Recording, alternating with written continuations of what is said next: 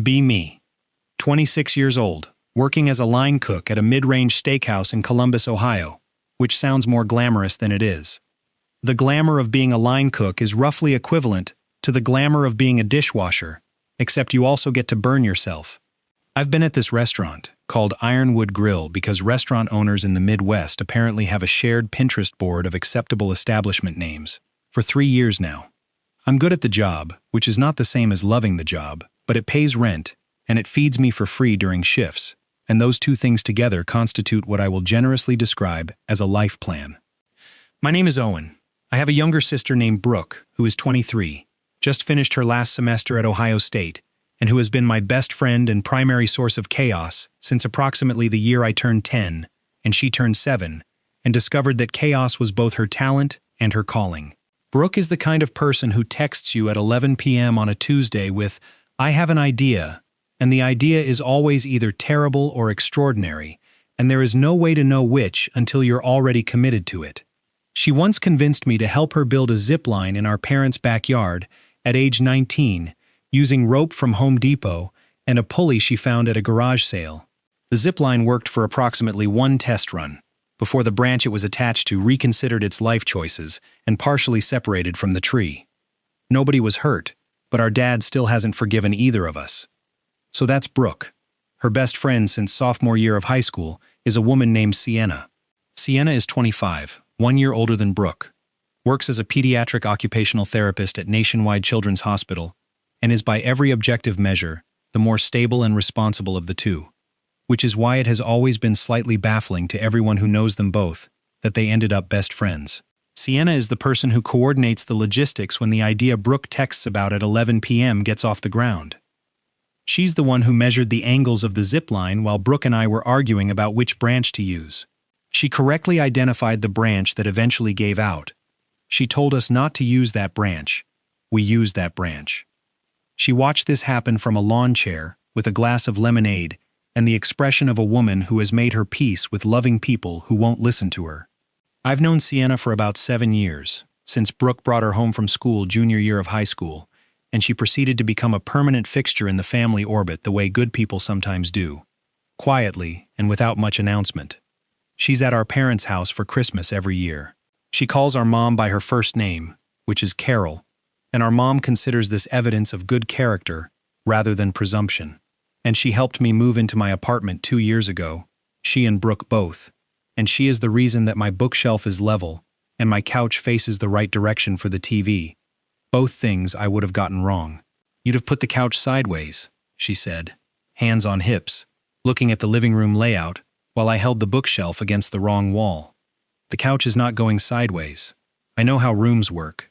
You were literally about to face it toward the bathroom door. The bathroom door has windows. The bathroom door does not have windows, Owen. That's the hallway. I'm going to be honest with you. The couch would have faced the hallway, so we have a history, Sienna and I, a 7-year accumulation of small moments and shared jokes and the easy familiarity of people who have been adjacent to each other's lives long enough that the adjacency starts to feel structural. She's Brooke's best friend. She's a fixture. She's the person who drinks the last of the coffee at my parents' house and texts my mom to say she did it before anyone notices. She is not, and I have been very clear with myself about this, someone I have feelings for. I have been clear about this because it is very important to be clear about it. I have been clear about it for approximately 3 years, which is how long I have been lying to myself with extraordinary commitment and athletic dedication. Here is what actually happened 3 years ago. Brooke had a birthday party at her apartment. She'd just turned 20, a medium-sized gathering of her college friends and a few people from high school. And I came because I'm the older brother, and showing up to Brooke's parties is the tax I pay for being allowed to call her at 2 a.m. when I need someone to talk to. It was a perfectly ordinary party. Then at some point around 10 p.m. I was standing in Brooke's kitchen getting a beer from the fridge when Sienna came in from the backyard, laughing at something, hair slightly disheveled from the wind, wearing a yellow dress that I had absolutely never noticed before. And something went sideways in my brain, not dramatically, not in a movie way, just a quiet, internal rearrangement, the cognitive equivalent of a snow globe being shaken, all the settled pieces lifting and redistributing into a new configuration. I've been trying to unshake the snow globe ever since, and I cannot. It doesn't work that way. The pieces don't go back. The problem, the specific and structural problem, is Brooke. Not in a dramatic way. But Brooke has a very clear position on her friends, and her brother, and the intersection thereof, a position she has stated clearly on multiple occasions, most memorably at her 21st birthday, when her friend Rachel made a comment about me being kind of cute for a line cook, and Brooke physically interposed herself between Rachel and me like a Secret Service agent defending a principal. "Absolutely not," she announced. "Brooke, I was just, Rachel, I love you, but my brother is like, off limits. Okay, he's in a different category." "What category?" "The brother category. It's a category. It exists.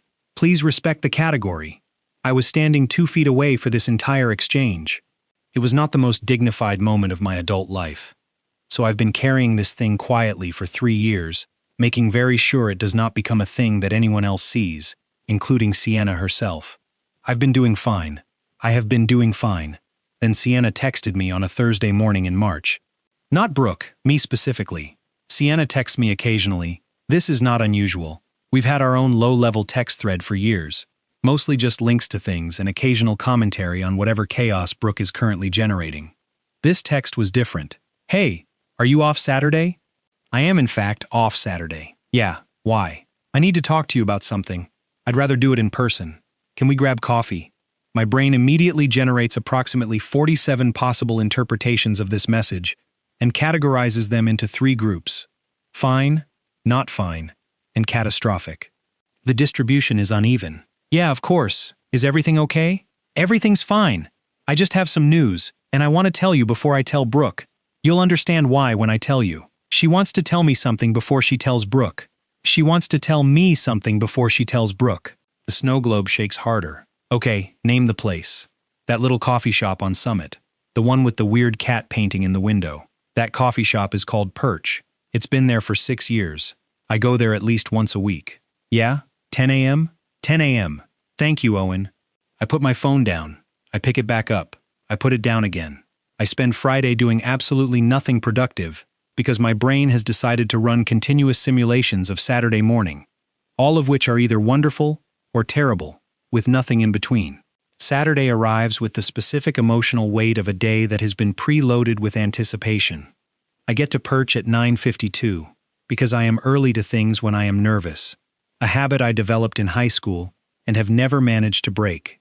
Sienna gets there at 10:01, which is also classic Sienna. She is perpetually 1 minute late to everything, in a way that suggests she has calculated the exact threshold of lateness that is technically forgivable. She comes in wearing jeans and a green jacket, her dark hair down, and she spots me immediately and waves with both hands like she's flagging down an aircraft. She sits down, she gets a latte. We talk for approximately 4 minutes about nothing in particular: the weird cat painting, whether the barista looks like the actor from that show, the relative merits of various pastry options. Then she wraps both hands around her mug, which I've noticed is a thing she does when she's about to say something she's been preparing to say. "So I have news." "Yeah, you mentioned. And I want you to know that I thought about whether to tell you first for like 2 weeks. And I decided I should because it involves you, and I think you deserve to hear it before it becomes a whole Brooke situation." Okay, now I'm nervous. "Don't be nervous. It's not bad. I promise. It's just complicated." She takes a breath. "I'm pregnant. The coffee shop keeps existing around me. The barista makes a noise with the espresso machine. The cat painting watches." "You're pregnant?" "Yes. 8 weeks, I found out 3 weeks ago." I don't say anything for a second. And I know what you're thinking, and I want to be very clear that my brain goes to approximately 0 of those places. Because I'm not delusional. I know our history. I know what we are. I know how math works. "Sienna, that's... Okay, wow. Congratulations. Thank you. Okay, so here's the part that involves you. And here, I actually lean forward slightly, because what possible part of this involves me? The father is Declan. Declan Walsh, who is my coworker at Ironwood Grill. Declan Walsh, who I have known for 3 years, who I close shifts with twice a week, who I have given rides home to on 3 separate occasions because he doesn't have a car, who borrowed $20 from me in October and paid it back in November in the form of a 6-pack of IPAs which I did not ask for but appreciated. Declan from work. We've been seeing each other since October. I know you guys work together. That's why I wanted to tell you before Brooke, because I didn't know if you'd be weird about it or if I needed to, handle that separately. I process this in real time. Declan Walsh, who I see twice a week, who I have never once heard mention Sienna's name. Declan hasn't mentioned you. We were keeping it quiet. I wanted to be sure before I told anyone. And then this happened before I was sure. She makes a face that is complicated, in the way only faces about unplanned pregnancies can be. How do you feel about it? I ask, because that's the actual relevant question. Terrified, but also, okay, I think. I want it. I didn't expect to want it, and then I did. And Declan he's freaking out a little, but he's being good about it. He's being good about it, I repeat, making a note to have an extremely pointed conversation with Declan on Monday. Yes, he wants to be involved. He's scared, but he's not running. And that's enough for right now. She looks at me. Are you okay? I know this is a lot. I think about the 3 years of carefully managed feelings, the snow globe, the yellow dress at Brooke's birthday party. Yeah, I'm okay. I'm really glad you told me. I just need help figuring out how to tell Brooke. And that's the actual conversation. Not a revelation, not a plot twist. Just Sienna needing help navigating her best friend's reaction to news about Sienna's life. I'm the trusted older brother figure. I'm the logistical support. I'm the person she tells things to before she tells Brooke, because I'm supposed to be the stable one. And I am stable. I am absolutely stable. I order another coffee, and we spend 40 minutes planning how to tell Brooke, and I am fine. And then Sienna says, I'm really glad we have this, by the way. Have what? This our separate thing where I can come to you? She says it like it's simple. Like it's just a fact of geography. A natural feature of the landscape of people she trusts. Yeah, I say. Me too. And I mean it. Which is the part that makes it harder, not easier. I drive home and I sit in my parking lot for a while before going inside. Declan Walsh. I text my buddy Kevin, who is my only friend outside of work, and who has known about the Sienna situation for exactly 6 months, because I made the catastrophic decision to tell him on a night when we'd both had a few too many. Dude. Kevin. What? So Sienna's pregnant. Kevin. What? It's Declan from work. Kevin. Declan from work? Man, you work with this guy? Twice a week? Kevin. This is the worst possible outcome. What are you going to do? Nothing, obviously. There's nothing to do. Kevin. So you're just going to keep working with Declan and keep being the trusted older brother figure? Yes. Kevin. That sounds like the plot of a very depressing podcast. Thank you, Kevin. Extremely helpful. Kevin. I'm sorry, man. That genuinely is the worst luck. He's not wrong. I go inside. I make dinner. I watch whatever is on TV without processing any of it. Monday shift comes, and I see Declan at the prep station. Declan is 27, tall, dark hair, one of those people who is effortlessly likable in a way that is completely impossible to be annoyed at, which I am currently finding extremely annoying. He's doing the thing where he's doing the mise en place, while having a completely separate conversation about a movie he saw, which he does constantly, because Declan's brain operates on 2 independent tracks. And the third act is where it falls apart, right? Because they set up this whole thing about the sister, and then they just abandon it, and then he sees me, and something in his face does a very specific thing, a micro-adjustment, a rearrangement. Hey man, hey, there's a beat. Sienna told me she talked to you, he says quietly. I look at him for a second. Yeah, she did. And I hope you know she's one of the most important people in my family's life, and you need to be serious about this. He nods once. I know. I'm not being dramatic or threatening. I'm just telling you what's true. I know, Owen. I promise you I know. There's another beat. I really like her, he says, and it comes out so simply that I believe it immediately. Good, I say. And I go back to the prep station, and we work the rest of the shift talking about the movie with the abandoned sister subplot. And I do not say anything else about it. But the thing is, that moment in the coffee shop is still sitting in the back of my head. I'm really glad we have this. I keep turning it over. It probably means nothing. It definitely means nothing. The problem with having feelings you've been managing for 3 years is that they have evolved past the simple stage and into the advanced stage where they find justification in very ordinary sentences. I'm really glad we have this. is the kind of sentence a person says to their friend's brother when they trust him. It is not a message. I know this. I know this extremely well. I know this so well. The telling Brooke operation happens the following Saturday. Sienna comes over to Brooke's apartment with pastries from the bakery Brooke likes, which Sienna has calculated correctly is the correct pre-announcement gesture. I am there because I was invited as moral support, and also because Sienna wanted me there in case Brooke's reaction required a secondary adult. Brooke opens the door in pajamas and immediately recognizes that something is happening because Sienna is holding a pink pastry box and has the facial expression of someone delivering a presentation. Why do you look like that? I need to tell you something. Can we sit down? You're scaring me. I'm not. I promise. Just sit down. Brooke sits on her couch like someone bracing for an earthquake. I lean against the kitchen counter because I have already processed this information, and my job now is to be the calm, fixed point in the room. Sienna sits on the coffee table directly across from Brooke, which is a very Sienna choice. She always does the direct thing. I'm pregnant. Brooke's face goes through approximately 6 stages in 4 seconds. Shock, confusion, processing, realization. A very specific kind of joy that Brooke reserves for things she cares about deeply, and then immediate practical concern. Oh my God. I know. Sienna. Brooke. How far along? 8 weeks? Almost 9 now. And who? Who's the Declan? Another 6 stages. This batch takes longer. Declan who? Declan Walsh. Very long pause. Owen's Declan? He's not my Declan, I say from the kitchen. Declan? From your work? Brooke is looking at me now with an expression that contains equal parts confusion and accusation. I didn't know, I say, which is true. I didn't know until Saturday, only a week before this moment. They've been seeing each other since October, Sienna says. October? Brooke turns back to Sienna. I wanted to be sure first. 4 months, Sienna. I tell you everything in 4 months. That's like 300 texts. That's... How did you not... I know. I'm sorry. I wanted to wait until I knew it was real, and then this happened, before I decided anything. Brooke is quiet for a second, and then she does the thing that makes her my favorite person.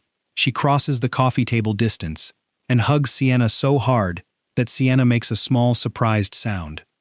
Okay, Brooke says, muffled in Sienna's hair. Okay, we're doing this. We're doing this? We're doing this. I'm going to be the best aunt figure? I'm already thinking about names. Do not let Declan name it something weird. Sienna laughs the laugh of someone who has been carrying something heavy and just put it down. I eat a croissant from the pink box. The rest of the afternoon is Brooke asking every question she has ever thought of in sequence without pausing for breath, and Sienna answering them all, and me occasionally being asked for corroborating testimony about Declan's character. He's a good person, I say when asked. But is he serious? Like, is he the kind of guy who... He's serious, Brooke. How serious? On a scale of 1 to 10. Committed. I'd say 7, moving toward 9. What's 10? 10 is when he stops talking about the movie with the abandoned sister subplot. Sienna snorts. Brooke looks between us. How do you two have a whole thing already? We don't have a thing, Sienna says. You're doing the bit. You're doing the bit where you... Brooke, I'm just saying. I pick up another croissant and retreat to the kitchen doorway, and this conversation does not continue, but I am very aware of it. The next few weeks have a new texture. Sienna and Declan become, officially, a known thing in the overlapping circles of my life. Brooke processes this in Brooke's way, which means intense initial chaos followed by complete commitment to the new reality, and by week 3, she is already deep in a rabbit hole of nursery aesthetic options and has several Pinterest boards. The nursery aesthetic options have names like Earthy Modern, and Soft Forest, and Woodland Neutral. And I know this because Brooke sends them to the family group chat without context, and then my mom gets involved, and then it becomes a whole thing. I work shifts with Declan. Declan is less stressed than he was that first Monday, because Sienna's steadiness is apparently contagious. He talks about her now, when it's just us on the line during a slow stretch, just ordinary stuff. What she said about something, a thing they did on the weekend, the way she explained to him what occupational therapy actually involves because he'd been vague on it. I listen, and I say the right things, and I am completely fine about all of it, and the fact that I keep having to tell myself I'm completely fine about it is something I'm choosing not to examine too closely. The snow globe is shaking. In April, 8 weeks after the coffee shop, Brooke has a little dinner at her apartment. Just the four of us. Brooke, me, Sienna, Declan. Because Brooke has decided that Declan needs to be formally initiated into the group. Her words. As if there's a ceremony. As if she's the grand poobah of some organization. I just want to know him. I've met him like twice before, and those were accidental meetings. You met him at my work twice. Those were accidental. You came to my work specifically those days. To support local business, Owen. Some of us care about the community. The dinner is at Brooke's place. She makes pasta, which she is actually very good at. And Declan brings wine. And I bring bread, because I am a line cook, and I know that bread is always the right choice. The evening starts slightly awkward in the way that evenings with new configurations of people always do. Everyone calibrating, finding the frequency. Then Declan makes a specific joke about a thing that happened on the line last Tuesday, an incident involving a misfire on a Table 8 steak order and our sous chef's reaction to it. And I add a detail. And the story becomes a whole thing, and Brooke is laughing so hard she has to put down her wine, and Sienna is looking between Declan and me with an expression I can't fully parse. You two are going to be a problem, she says. We're fine, Declan and I say at the same time, which makes Brooke laugh harder, and the evening finds its frequency after that. Declan is good with Brooke, which matters, because Brooke is a test whether you intend her to be or not. She asks him direct questions that other people would soften, and he answers them directly back, which she respects. Are you scared? Yes. Do you know what you're doing? No. Are you going to figure it out? Yes. Okay, she says, and that's the initiation, I guess. 3 questions and 1 word, and Declan is in. At the end of the night, Declan and Brooke are in the kitchen doing dishes, while Sienna and I are on the couch, because Brooke has a rule about dishes that involves a rotation, and tonight is their night. It's the first time in a while that Sienna and I have had a moment that isn't specifically about the pregnancy situation, or the Brooke situation, or any particular logistical thing. We're both slightly wine-softened, and the apartment is warm, and the sounds from the kitchen are comfortable background noise. Can I ask you something? She says, yeah? And I need you to be honest. Okay. Are you actually fine with all of this? The Declan thing? Working with him? All of it? I look at her for a second. Yeah, I'm fine with it. Because you've been, I don't know, you seem like you're somewhere else sometimes. I'm just tired. The kitchen has been brutal this month. She looks at me the way Sienna looks at things, directly and without flinching, the occupational therapist brain that is trained to notice what isn't being said. Okay, she says. But she says it the way people say okay when they're filing something away for later. From the kitchen, Brooke yells, Declan, you're doing the glasses wrong. And Declan yells back, there is no wrong way to do glasses. And the moment passes, and I make a mental note that Sienna is more perceptive than I sometimes give her credit for, which is saying something because I always give her a lot of credit. In May, Sienna starts to show a little. Not a lot. She's 13 weeks now. But enough that she's switched to clothes with more give and started doing the thing pregnant people do, where they unconsciously put a hand on their stomach mid-conversation. Brooke has made Sienna's pregnancy into a personal project in the way Brooke makes everything she cares about into a personal project, with spreadsheets and research and strong opinions about everything. She's built a whole registry analysis spreadsheet. Brooke, nobody asked for. I know nobody asked, Owen. I'm providing it proactively. That's called initiative. You've ranked car seats by safety score and aesthetic compatibility. Because both matter, a car seat can be safe and beautiful. It's not either or. I look at Sienna over Brooke's head. Sienna is trying very hard not to laugh. She's also secretly using the spreadsheet. I know this because I saw her screenshotting it. The thing that happens in late May I was not expecting. I'm at Perch, the coffee shop, my usual Tuesday morning, and I run into Sienna. Not planned, just both of us there. Which has happened before, it's the neighborhood coffee shop, it's not a cosmic event. When we get our coffees and we end up at the table by the window because there's nowhere else to sit, and we do the thing where you mean to have coffee for 20 minutes and it turns into an hour and 15.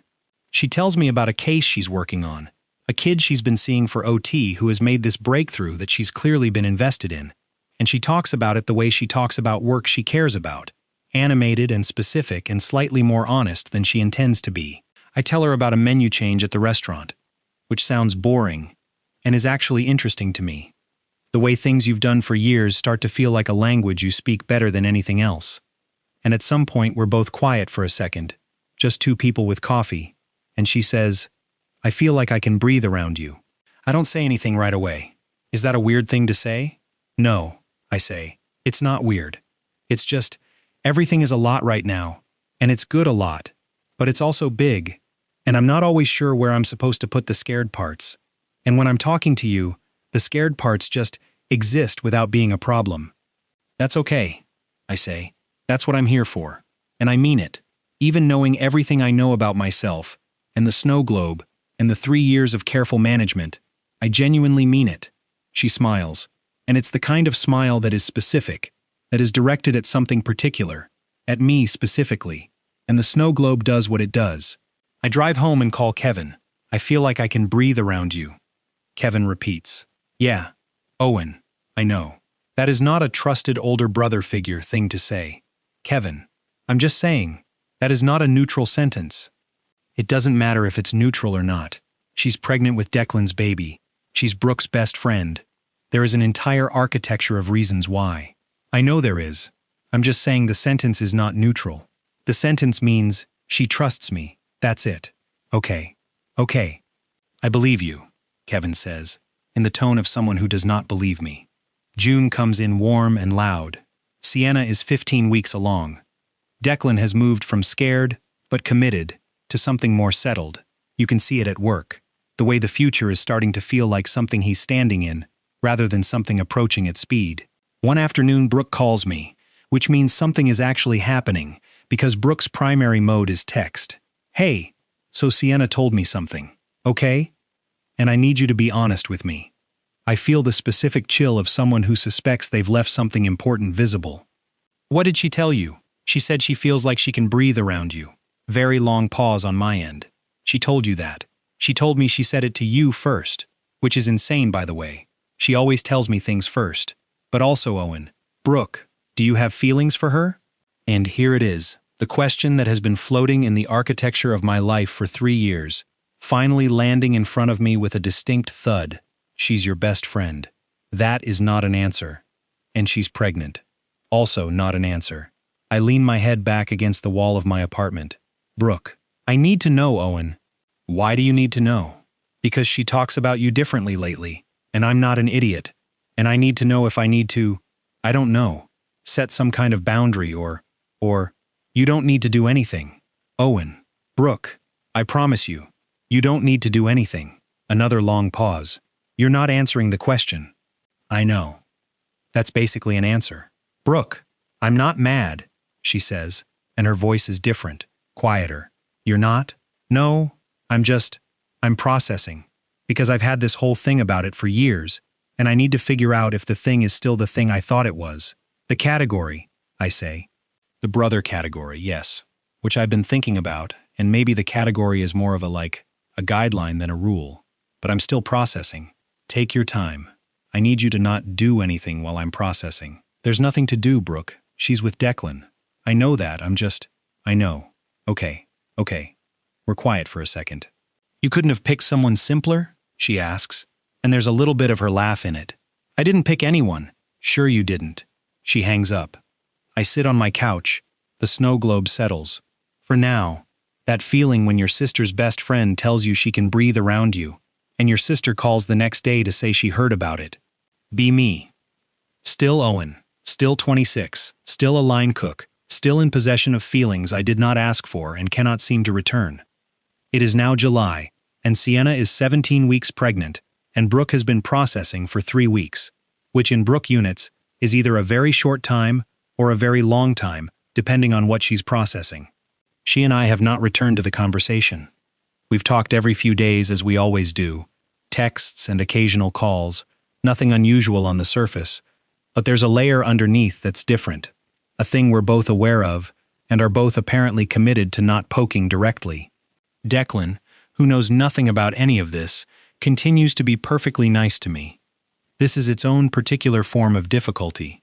He's not a bad person doing a bad thing, He's a good person doing the right thing, trying hard to be present in a situation he didn't plan for, and I can see it clearly, the effort he's making, and I respect it genuinely. I just also wish the situation were slightly different. Not the pregnancy. I don't wish that away. It's not mine to wish anything about. Just the specific geometry.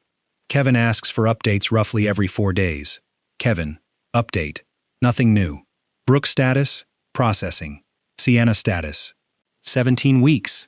Doing well. The hospital has been busy. Kevin, your status. Fine. Kevin, that's not fine, Kevin. Okay, fine. This is our entire July in text form. Then a Saturday at the end of July, Sienna texts me directly again. Are you home tomorrow afternoon? Yeah, why? Can I come over? I want to bring you something. You don't have to bring me anything. I want to. I've been stress baking, and you're the only person I can give things to without Brooke finding out and derailing the whole thing into a whole Brooke moment. I laugh at that in my empty apartment. Yeah, come over. She shows up Sunday at 2 with a container of lemon bars, which is the best possible stress baking output, and I tell her so. The lemon bars are Sienna's whole stress baking tell, she says, sitting on my kitchen counter, which she does, because she's been doing that since the day she helped me move in and established it as a location she uses. How many batches is this? 3rd batch. The first 2 went to the hospital, so you're at a high stress level. I'm at a medium high. The first batch was high. I'm coming down. I put a lemon bar on a plate and sit at my counter, and she tells me what's stressing her. It's real stuff. The planning that's starting to feel real. The apartment situation, because hers is a 1-bedroom, and the timeline for figuring out living situations is approaching. The question of her parents who live in Cincinnati, and whose reaction to the news was loving, but also chaotic, in ways that created their own logistics. I listen. I've come to understand what I actually do in Sienna's life. I listen without making it into a problem to solve, or a drama to react to. And that's the thing she's said twice now about breathing. And I think that's what it means. I'm not performing calm, I just genuinely am. Around her, which is the opposite of how I feel internally. But somehow the internal chaos produces external steadiness, which is an irony I appreciate without enjoying. What about Declan's place? I ask. His is also 1-bedroom. We've talked about it. We'd need to find something bigger, but timing, money, all of it is stressful. Yeah, very stressful. She eats a lemon bar. We're quiet for a moment. Can I ask you something? I say. Yeah, and you can tell me to mind my own business. She looks at me steadily. You can ask. Are you happy? Not about the logistics. I mean, genuinely, underneath the logistics. She thinks about it, which I appreciate. She doesn't give me the reflexive yes. I think I'm getting there, she says. It's like, I can see the happy from where I'm standing, and I'm walking toward it, but I'm not standing in it yet. That's honest. You asked for honest? I did. She's quiet for another beat. I think Declan and I need to figure out what we actually are, not just what we're becoming together by circumstance. And that's a conversation I've been building up to for a while. That sounds like the right conversation to have. Yeah, she looks at me. You're very good at this, you know. At what? At saying the right amount and not more. It's a skill I learned the hard way. From Brooke? From Brooke. She laughs, and the afternoon holds that. Just warm and ordinary. 2 people who know each other well enough to be quiet in between sentences. She stays for 2 hours. When she leaves, I stand in my kitchen for a while after. The conversation she described, the one with Declan about what they actually are. I hope it goes well. I genuinely hope that, because Sienna deserves something that's real and chosen, not just built out of circumstance. And if what she and Declan have can become that, then that's the right thing. I tell myself this clearly, and I mean it. The snow globe still shakes. But both things are true. The conversation Sienna described happens, because she does the things she describes. Sienna is not someone who builds up to something and then doesn't do it. I know it happened because Declan comes to work the following Wednesday different. Not bad different. Just settled in a new way. There's a thing that happens to people sometimes when they've resolved something that was unresolved, a quality of occupying their own body more fully. Declan has that. You good? I ask during a slow stretch. Yeah, he says. Actually, yeah. Good. And that's all we say about it.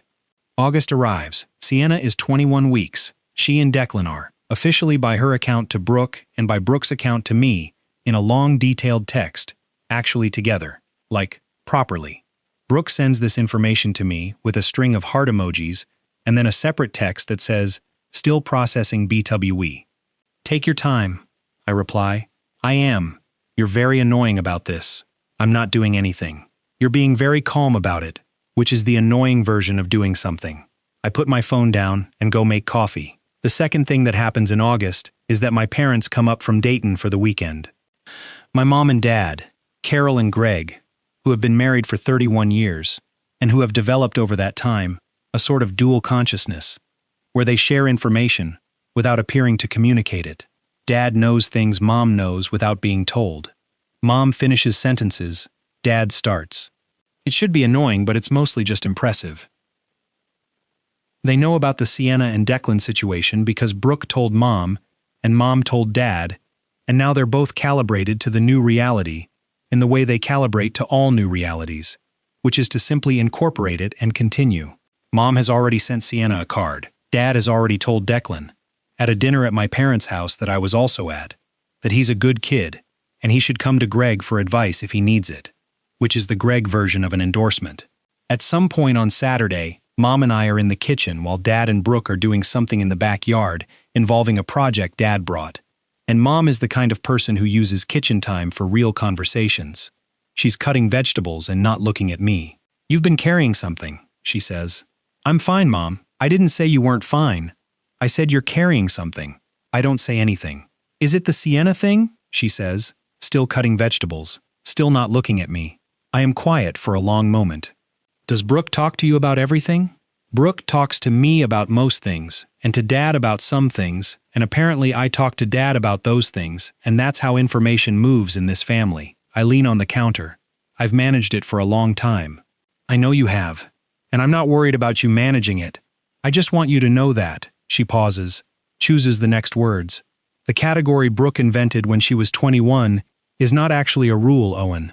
Even if the category isn't a rule, the rest of it is still complicated. Things that matter usually are. She's 21 weeks along. She just got properly together with the father. The timing is. I'm not telling you to do anything. I'm just telling you the category isn't a rule." She puts the knife down and looks at me. "You've been a good brother. That's not the same as disappearing." I don't have a response to that, so I eat a piece of the vegetable she's been cutting. "Also," she says, picking the knife back up, "Sienna told me she feels safe around you." "She told you that." "She called to thank me for the card, and we talked for a while. You know how she is. She said safe. She said safe." Mom's mouth does a small thing that isn't quite a smile. Those are different words, safe and calm, but they mean the same thing coming from Sienna. I eat another piece of vegetable and process this. "Thanks, Mom. I'm not doing anything. I'm cutting carrots." She is absolutely doing something, but we're both pretending she isn't. And this is what it's like to have Carol for a mother. September. Sienna is 25 weeks. Brooke has moved from the nursery aesthetic spreadsheet to an actual shopping phase, which means there are regular reports from baby goods stores, links to things she's just sending for thoughts, and in one memorable instance, a video of her testing a stroller in the store while a sales associate watches with an expression of professional concern. "You're not the parent," I told her. "I'm practicing. I could be pushing this someday. I should know how it handles. It's a stroller. Brooke, every tool has technique, Owen. I didn't think you of all people would be dismissive about technique. You're a cook. I cannot argue with this logic, so I don't try." The thing that happens in September I also wasn't expecting, which is a pattern I'm apparently living in now. So it's a Thursday evening, and I've just finished a closing shift. It was a rough one, the kind where every ticket seems to come in slightly wrong, and the rhythm of the kitchen never fully finds itself, and I'm tired in the specific way you're tired after a shift that required effort for no payoff. I'm in my parking lot about to go up when my phone buzzes. Sienna, not a text, a call. She calls when things are real. Texts are the default. Calling means something. "Hey, is everything okay?" I answer. "Yes. Yeah. Physically everything is fine. The baby is fine." Small pause. "Are you home? I'm in my parking lot. Just got off. Can I come over? I know it's late. I just need to talk to someone, and Brooke is at this thing tonight, and I didn't want to call her out of it, and, yeah, come over. Thank you." She's at my door, 20 minutes later.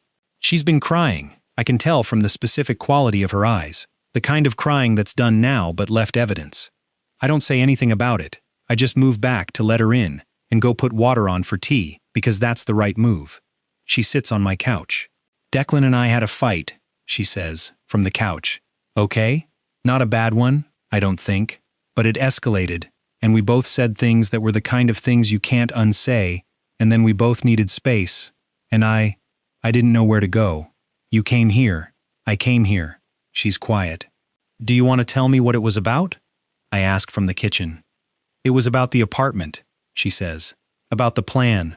About the timeline. I want things more settled than they are, and he's more comfortable with uncertainty than I am, and we clashed. That sounds like a workable thing. I think it is workable. I think we'll work it. I just needed the night. The water boils. I make tea. I bring her a mug and sit in the chair across from the couch, and she wraps both hands around it, which is her thing, and we sit in the comfortable kind of quiet that I've come to think of as ours. Owen. Yeah. I need to ask you something, and I need you to be honest, because you're one of the only people who tells me the truth without packaging it. Okay. Do you think I'm making the right choices? Like broadly, is my life making sense right now? I look at her for a moment. Yes, I say. The specific choices aren't always going to feel right in the moment, and the timing is hard. But broadly, yes, you're someone who does the right thing even when it's complicated, and you're doing that now. Even if tonight I drove to my friend's brother's apartment at 10:30 because I needed somewhere to be, especially then, she looks at me. You said friend's brother. I said that because it's accurate, and it's true, and I'm putting the frame back where it goes. I did. Is that what you think you are? The room is very still. Sienna, I'm asking you honestly, is that what this is for you? Because it doesn't feel like that from where I'm sitting, and I don't think it feels like that from where you're sitting either.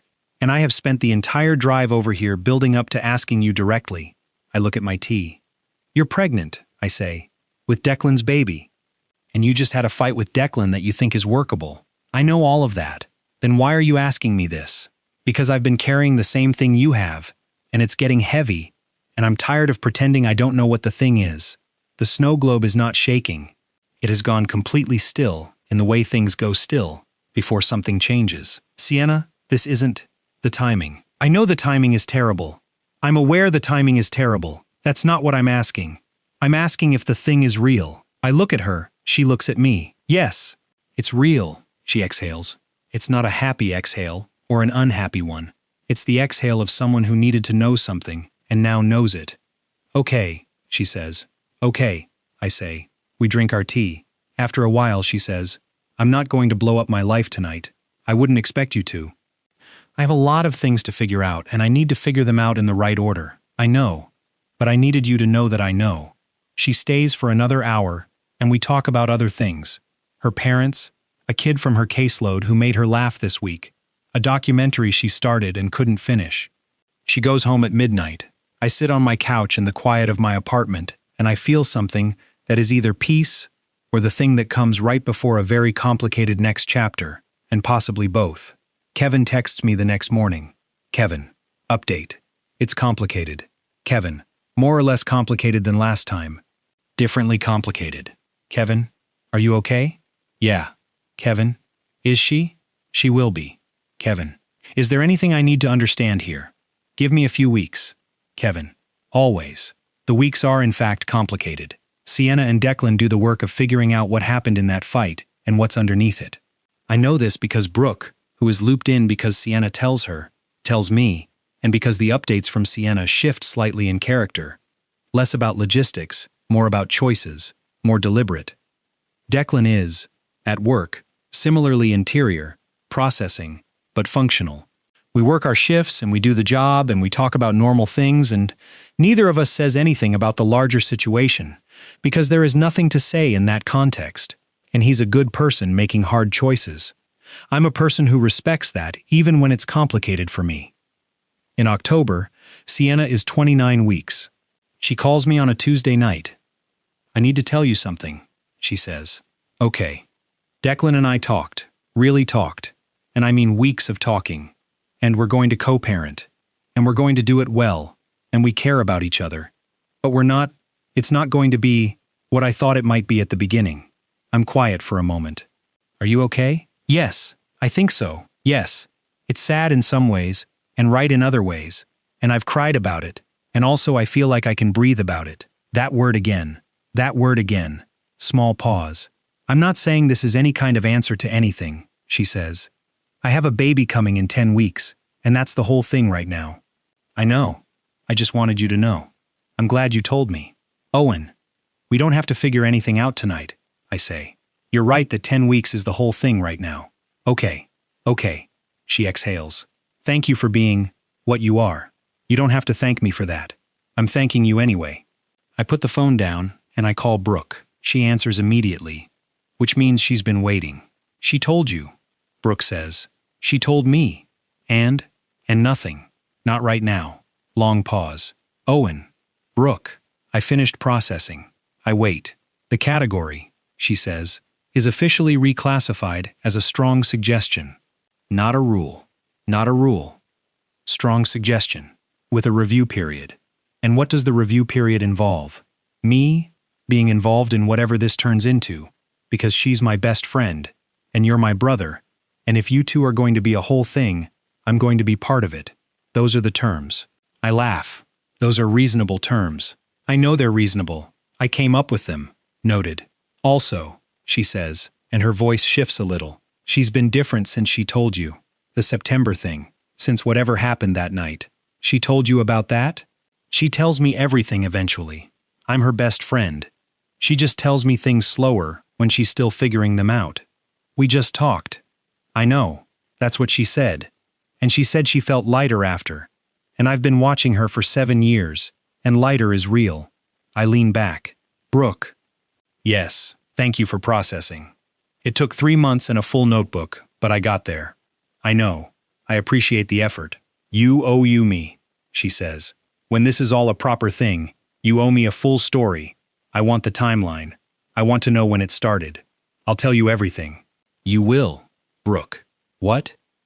I love you. I know. I love you too. You're so annoying. She hangs up. The night Sienna goes into labor, the first person she calls is Brooke. The second person she calls is Declan. I find out from Brooke at 3 a.m. She's going. I'm going. I'm awake because I was already awake. The insomnia that lives in my brain during things it finds significant has been active for a week. I drive to the hospital not because I was asked to, but because Brooke texted "you should come" in all caps at 3:22 a.m., and that constitutes an invitation. The waiting room is small and bright, and smells like all hospital waiting rooms, and by the time I get there, Brooke is already in it, pacing, in a jacket over pajamas, hair in the specific disarray of someone who left the house in a genuine emergency. She stops when she sees me. You came. You texted in caps. I text in caps when it's important. I know. She hugs me for a second, quick and tight, and then goes back to pacing. Declan is in with Sienna. We wait. It's 4 hours. 4 hours is a long time in a hospital waiting room at 4 a.m., and Brooke fills them with monologue, commentary, personal reflection, a full nutritional review of the vending machine options, and approximately 22 updates from Declan, delivered via brief texts. I drink bad coffee. I let Brooke talk.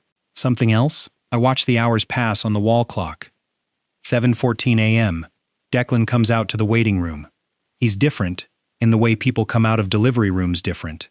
Like something fundamental happened, and the person before went in, and a new version came out. She's here, he says.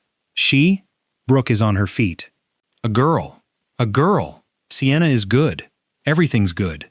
A girl. Brooke makes a sound that contains several emotions at once, and goes immediately to hug Declan, which he accepts with the open arms of someone whose heart is currently too large for his chest. I stand up. Declan looks at me over Brooke's shoulder. Thank you, he says. For what? For being. I don't know. I don't know exactly. Just, thank you. I nod. That's all. Brooke gets to go in first. Obviously, she is Sienna's best friend, and she has been awake for 24 hours, and she has earned it, her words, and nobody argues. I wait in the hallway. 15 minutes later, Brooke comes out with eyes that are clearly post-cry, and a look on her face that is the Brooke equivalent of reverence. She's beautiful, she says. Yeah? Obviously, she's Sienna's baby. What did they name her? June. Brooke smiles. June Carroll. I stop. Carroll. Middle name after mom. Brooke's voice does the thing where it's about to break, but she holds it. I didn't know until just now. I put my arm around Brooke's shoulders. She leans into it. We stand in the hospital hallway for a minute, the two of us. You can go in, she says. She said you should come in. I go in. Sienna is in the hospital bed, different from the woman I know in the coffee shop or on my kitchen counter or at Brooke's apartment. Not less herself, but more of something. More present somehow. More specific. June is in her arms. June is very small and very new, and has Sienna's exact expression, already, the direct and undefended look. Hey, Sienna says. Hey, she looks like me, right? I need someone to tell me she looks like me. She looks exactly like you. Good. I did all the work. I sit in the chair next to the bed. June Carroll, I say. I was going to tell you. I wanted it to be a surprise. Your mom is going to, she's going to cry. She's going to cry. Yes, I need to call her. I'll tell her. She looks at me. Thank you for coming tonight. Brooke texted in caps. I told her to. I look at June. She's great, I say. She is, right. She's already great, I can tell. We're quiet for a moment. Owen. Yeah? I don't want to figure anything out today. I know. But I wanted to have you in the room. I know. She shifts June slightly in her arms. Everything is going to be complicated for a while. I know that too. And I'm going to need time to be June's mom first, before I can figure out anything else. Take the time. She looks up at me. Will you wait? And I look at this woman who holds her coffee with both hands and argues about Terrence Malick, and built a zip-line safety assessment without being asked, and brings lemon bars when she's stressed, and sends her mom a card that meant enough that Sienna named her daughter after her and said she feels safe, and is looking at me right now like the question is real. Yeah, I say. I'll wait. She exhales. June makes a small sound. The morning light comes in through the hospital window. Months later, on a December evening that smells like cold and wood smoke, Sienna and I are at Perch, the coffee shop, the one with the weird cat painting. We're at the same table by the window where she told me she could breathe around me. June is with Declan tonight. He has her twice a week. They've built something that works, the two of them. A version of co-parenting that is structured and gentle, and for which I have genuine respect. Sienna has a latte. I have my usual. We've been here for an hour. This is the third time we've been here, just us, since October, since the hospital. The other 2 times were also just coffee. Tonight, at some point after the hour mark, she reaches across the table and puts her hand over mine for a moment, just briefly, a contact and then gone. I wanted to do that in October, she says. In the hospital? At the coffee shop. When I told you I could breathe around you. I wanted to do something like that, and I didn't. I look at her. Why didn't you? Because it was 8 months ago, and I was 11 weeks pregnant, and the timing was terrible. Terrible. Yes. We look at each other. The timing is still complicated, I say. Yeah, but it's better. Yeah. She looks at me. Is it enough better? I think about 3 years and a snow globe and a yellow dress at a birthday party, and lemon bars and a hospital morning, and a name that made Brooke cry in a hallway. Yeah, I say. It's enough. She reaches across again, and this time I turn my hand over so she's holding it, and the cat painting watches, and the December evening holds it. That's not the story ending there. It's actually the story starting. But it's a good place to start from. That feeling when you spent 3 years carrying the thing carefully, and the thing turned out to be worth waiting for.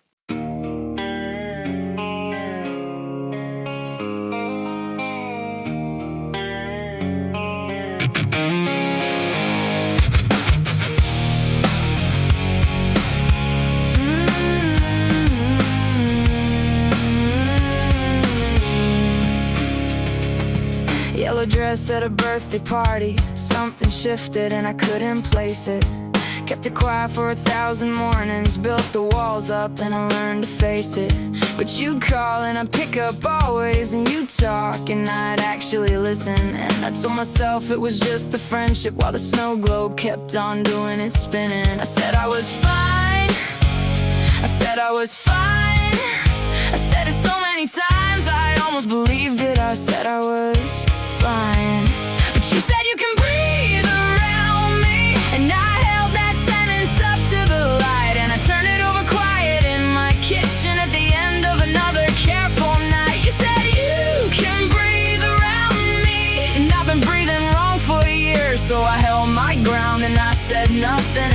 carried it the way you carry things that matter when the timing isn't here.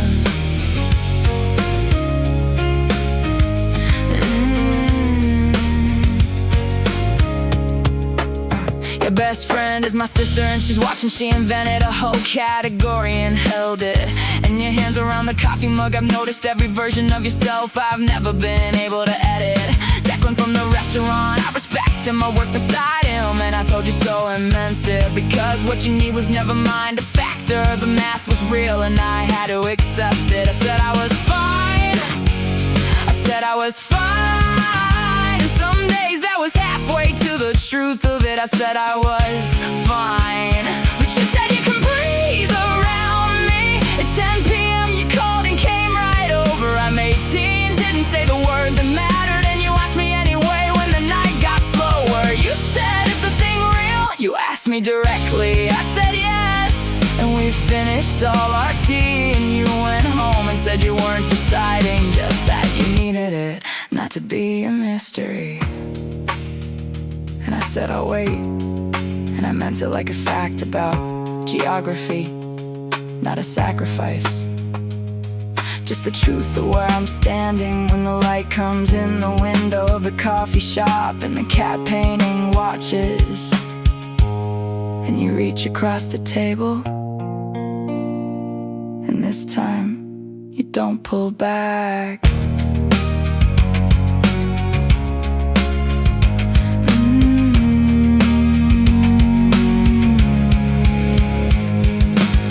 Smells like cold and something starting, and you're holding the same mug with both hands still, and the time is complicated, but it's better, and better is enough to cross the sill. And you said you can